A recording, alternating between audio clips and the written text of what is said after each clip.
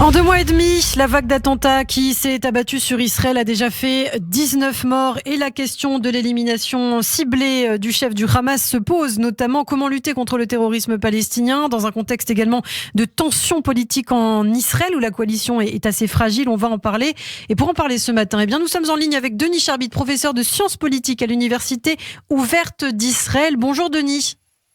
Bonjour Ilana. Et merci beaucoup d'être avec nous au rendez-vous comme tous les lundis matins. Alors, avant de parler de la crise politique, un mot de la situation sécuritaire. Encore hier soir, un terroriste a tenté d'entrer dans la localité israélienne de Tekoa près de Bethléem. C'est un véritable massacre qui a été évité. Il était armé d'un couteau. Heureusement, plus de peur que de mal. Il a été neutralisé à temps.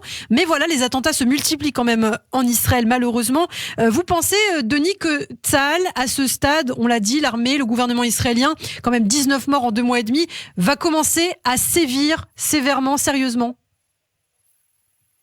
Je crois qu'elle le fait. Il ne faut pas penser une seconde que l'armée israélienne reste impuissante. Seulement, il est vrai qu'après des années où elle a pu maîtriser la situation, cette vague d'attentats réussis entraîne de la stimulation, entraîne de l'imitation et dans ce cadre-là, c'est vrai qu'il semble beaucoup plus difficile, précisément parce que on n'a pas affaire, semble-t-il, on n'a pas affaire à un terrorisme organisé, c'est-à-dire qui serait, organisé par des commandos terroristes, mais ce sont des initiatives. On voit bien dans le cas de ceux qui ont perpétré l'attentat à El-Had. Ils n'étaient pas membres du Hamas, c'était même pas des islamistes radicaux. Ils ont été tout simplement sensibles au discours de Sinwar ou d'autres. Mais justement, quand on parle de mesures, on a aussi entendu par exemple le ministre de la Justice en Israël envisager de démolir les maisons des Arabes israéliens qui commettent des attentats. Qu'est-ce que vous en pensez ? Pour ma part, je suis, je dois le dire, sur le plan civique et personnel, complètement opposé à la destruction des maisons des terroristes palestiniens. Je pense que la justice est faite pour punir les auteurs des attentats, sans toucher à ceux qui le tiennent. Je n'ai jamais vu que cela ait dissuadé qui que ce soit. Au contraire, cela a créé tout ce système de compensation. Évidemment que lorsqu'on détruit la maison d'un terroriste et de sa famille, parce que c'est la famille qui est impliquée, ça met en place tout ce système qu'on leur reproche à juste titre. Donc non, je ne crois pas que cette mesure-là, qui est une mesure héritée du mandat britannique, c'est pas une mesure israélienne, je ne crois pas qu'elle soit efficace et je ne crois pas qu'elle réponde à la justice élémentaire. La justice repose, pas la vengeance, la justice repose sur l'idée que quand quelqu'un a perpétré un crime, il doit rendre compte de son crime, mais on ne touche pas à sa famille, quand bien même elle a pu, soit dans certains cas, être complice, soit dans d'autres cas ne pas l'être. Et à ce moment-là, on arrête les personnes complices dans la famille, et tout ça procède du fait que, bien évidemment, c'est parce que ce sont des habitations individuelles. Pensez bien que s'ils habitaient dans des tours, la chose n'aurait pas lieu. Voilà, ça c'est mon opinion personnelle. Je sais que elle n'est pas partagée. Il y a eu quelques années durant lesquelles Israël s'est abstenu de le faire, mais je ne crois pas que ce soit le type de mesure à prendre, et en tout cas, je ne vois pas qu'elles soient, à preuve du contraire, qu'elles aient été efficaces. Au contraire, je pense qu'elles ne font que poser encore un peu plus l'image des Palestiniens en martyrs, en victimes, etc. De même que ce qui court beaucoup ces derniers temps, parce que le ton monte. Attention, je comprends bien dans quel contexte nous sommes et j'entends bien ces appels renouvelés à la force. Là, le dernier cri depuis quelques jours dans les réseaux sociaux, c'est effectivement la peine de mort.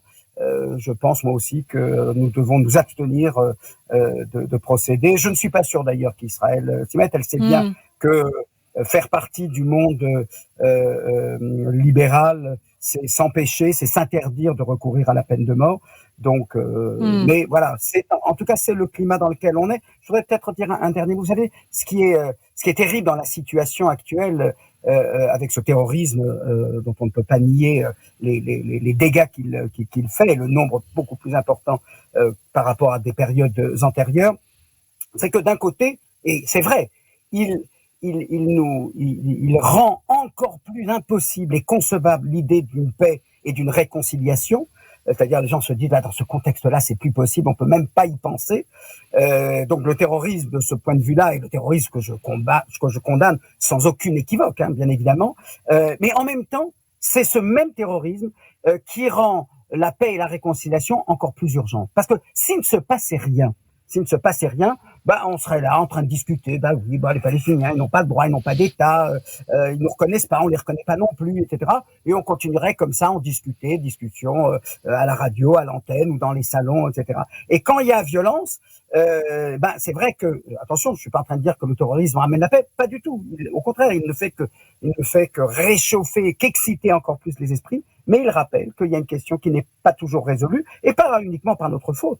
Mais c'est clair que et tout ça dans le contexte d'une situation politique extrêmement difficile, c'est vrai que le climat n'est pas, il est plutôt morose aujourd'hui. Alors justement, du climat politique, on va en parler puisque le reste de l'actualité en Israël, c'est la reprise aujourd'hui des débats au Parlement israélien à la Knesset. Le gouvernement Bennett qui a perdu sa majorité avec le départ de 2 députés vers l'opposition, mais les islamistes de Ra'am, eux, devraient réintégrer la coalition. Alors Denis, c'est une coalition qui reste quand même très fragile actuellement. Est-ce qu'il y a encore peut-être, dirais-je, des chances de survie?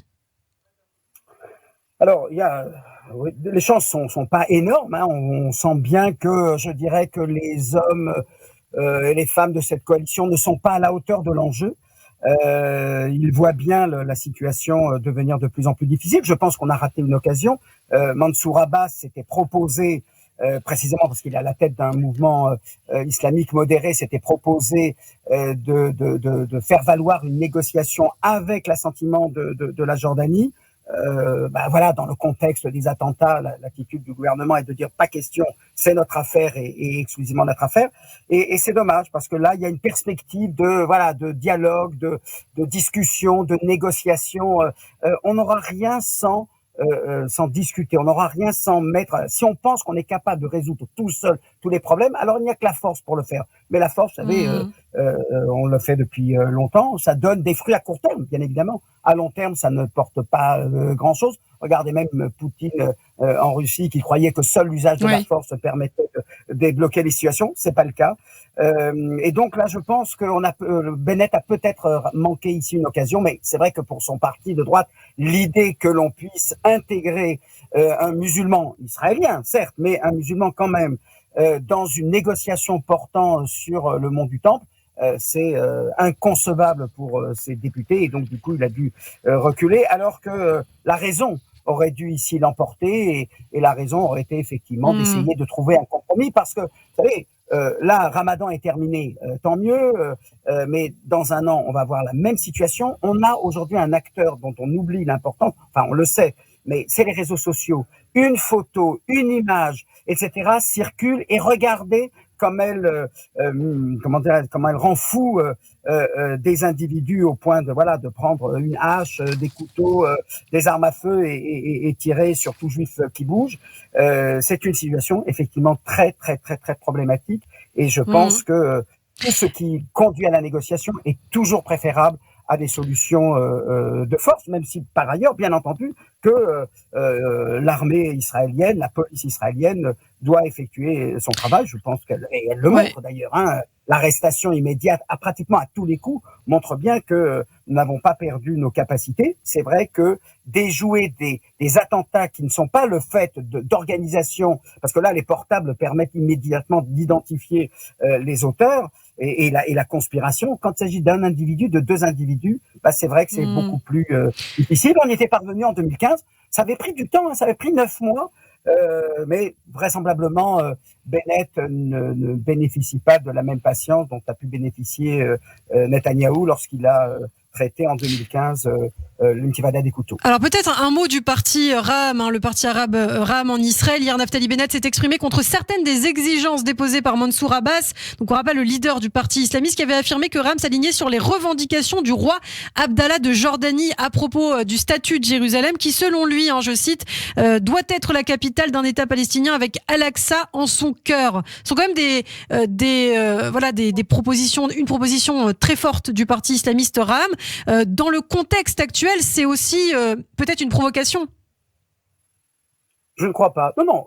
Là, Ra'am a affirmé. Attendez, quand Bennett dit Israël doit rester la capitale éternelle de l'État d'Israël, et quand Rand dit non, il faut que Jérusalem Est et la mosquée Al-Aqsa reste un lieu saint et la capitale d'un État palestinien, on ne fait que réitérer des positions qui existent depuis 1967. Ok, donc là-dessus, je ne vois pas ce qu'il y a de problématique d'affirmer des idées qui ne sont pas actuellement. C'est le fait de remettre le destin de Jérusalem entre les mains aussi du roi de Jordanie Attendez, Ilana, ça fait partie du consensus qui s'est établi depuis 1967.